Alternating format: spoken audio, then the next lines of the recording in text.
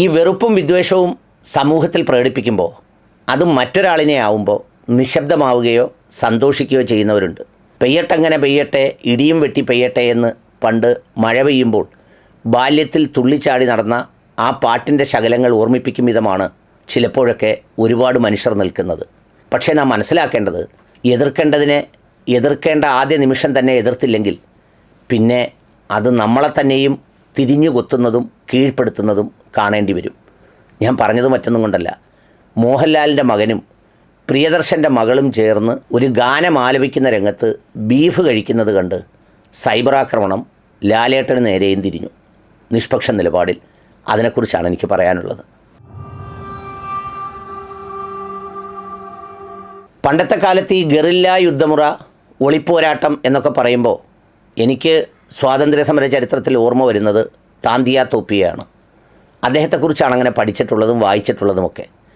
എന്നാൽ ഇന്ന് സാമൂഹ്യ മാധ്യമങ്ങൾ വ്യാപകമായതോടെ ഇത്തരം ധാരാളം ഒളിപ്പോരാളികൾ ഈ സാമൂഹ്യ മാധ്യമങ്ങളിൽ ഒളിഞ്ഞിരിപ്പുണ്ട്. ഈയിടെ കരുനാഗപ്പള്ളി MLA ഒരിടത്ത് പ്രസംഗിക്കുന്നത് കേട്ടു. അദ്ദേഹം ഒരു പോസ്റ്റ് ഇട്ടു. ആ പോസ്റ്റ് ഇട്ടതിൻ്റെ താഴെ വള്ളത്തോൾ വന്നിട്ട് എഴുതി കുറേ തെറി അദ്ദേഹത്തെ. അപ്പോൾ പുള്ളി വിചാരിച്ചത്രേ, വള്ളത്തോൾ എന്നെ തെറി പറയാൻ ഞാൻ കുമാരനാശാനല്ലല്ലോ എന്ന്. ഇതുപോലെ തച്ചോളിയതേനും ഇത്തിക്കര പക്കിയും ഒക്കെ നമ്മുടെ സാമൂഹ്യ മാധ്യമങ്ങളിൽ ജീവിക്കുന്നുണ്ട്.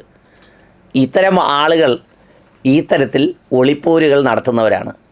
ഇവർക്ക് നടത്താൻ മേൽവിലാസം കിട്ടുന്നത് ഈ നിലനിൽക്കുന്ന സാഹചര്യത്തിൻ്റെ ഒരു ഭാവമായതുകൊണ്ടാണ്. ഇവിടെയാണ് ഈ വെറുപ്പും വിദ്വേഷവും മറ്റു പലതുമൊക്കെ പറയുമ്പോൾ പ്രതികരിച്ചാൽ ജനങ്ങൾ ശ്രദ്ധിക്കുന്നവർ മൗനമായിരുന്ന് അതിനോട് മൗനം പാലിക്കുകയോ അല്ലെങ്കിൽ ഇത് തങ്ങളെ ബാധിക്കുന്നതല്ലല്ലോ എന്നോർത്ത് നിശബ്ദരാവുന്നത്. എന്നാൽ കാലം കുറച്ച് മുന്നോട്ട് സഞ്ചരിക്കുമ്പോൾ അങ്ങനെ ഒഴിയുന്നവർക്കും നിശബ്ദരാകുന്നവർക്കും മാറി നടന്നു പോകുന്നവർക്കും ഒന്നും സഞ്ചരിക്കാൻ കഴിയാത്ത വിധം ഇത് നമ്മളെയും തേടിയെത്തും എന്നതാണൊരു സത്യം. ലാലേട്ടൻ മലയാളത്തിൻ്റെ മഹാനടനാണ്. അദ്ദേഹത്തിൻ്റേതായ അഭിപ്രായങ്ങൾ പറയാറുണ്ട്. പക്ഷേ ഈ കഴിഞ്ഞ ദിവസം അദ്ദേഹത്തിൻ്റെ മകനും അതോടൊപ്പം പ്രിയദർശൻ്റെ മകളും ചേർന്ന് അഭിനയിച്ച ഒരു ചിത്രമുണ്ടായിരുന്നത്രേ. ആ ചിത്രത്തിൽ ഏതോ ഒരു ഗാനം ആലപിക്കുന്ന സമയത്ത് ബീഫ് കഴിക്കുന്ന ഒരു ദൃശ്യം കാണാനിടയായി. സംഗതി ബീഫാണോ മട്ടനാണോ കുമ്പനാണോ കോഴിയാണോ എന്നുള്ളതല്ല പ്രശ്നം, അത് ബീഫാണെന്ന് അങ്ങ് ഉറപ്പിച്ചു. എന്നിട്ട് അത് വെച്ച് സൈബർ ആക്രമണം അങ്ങ് തുടങ്ങി. ഏതെങ്കിലും മാപ്പിളപ്പാട്ടിൻ്റെ കൂടെ കാണിക്കണമായിരുന്നുവെന്നും അതുപോലെയുള്ള ദൃശ്യങ്ങൾക്ക് ചേരുന്നതാണിതെന്നും ഇത് ഹൈന്ദവ വിശ്വാസത്തെ അപമാനിക്കുന്നതാണെന്നും പറഞ്ഞാണ് ലാലേട്ടനും പ്രിയദർശനുമെതിരെ സൈബർ ആക്രമണം തുടങ്ങിയത്. ലാലേട്ടൻ സ്വതവേ ഇത്തരം കാര്യങ്ങളിലൊന്നും മറുപടി പറയാറില്ല, പ്രതികരിക്കാറില്ല. പക്ഷേ ഒന്ന് ഓർക്കേണ്ടത്, അവർക്ക് പോലും അഭിനയിക്കാനോ പാടാനോ ജീവിക്കാനോ കഴിയാത്തതാണ് സ്ഥിതി.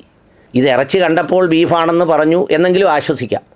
കോണകത്തിൻ്റെ നിറം പോലും നോക്കി അതിൻ്റെ പേരിൽ വഴക്കുണ്ടാക്കുന്ന, ആക്ഷേപിക്കുന്ന, എന്നാൽ ആസൂത്രിതമായി ഒരുപാട് പച്ചക്കള്ളങ്ങൾ സിനിമകളാക്കി വിടുന്ന കാലത്താണ് നമ്മൾ ജീവിക്കുന്നത്.